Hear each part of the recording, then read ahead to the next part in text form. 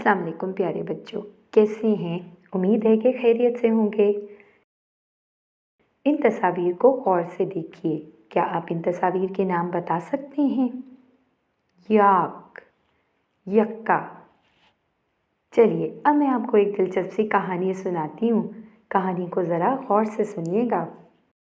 यावर की शर्ट पर यॉक बना हुआ है। यावर बहुत मेहनती है। वो यक्का चलाता है। वो यक्के पर सामान लादकर दूसरों तक पहुंचाता है।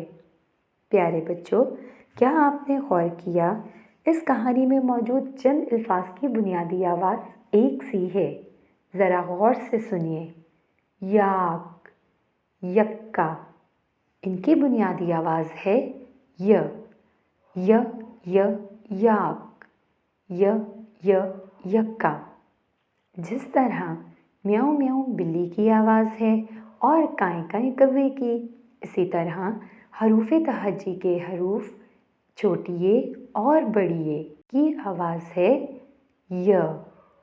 ये रहा छोटी ए और ये रहा बड़ी ए। इनकी बुनियादी आवाज़ है य, याक, य, यक्का। प्यारे बच्चों, अब आप अपने इर्द गिर्द की अशिया में से ऐसी अशिया तलाश कीजिए जिनकी बुनियादी आवाज़ य हो।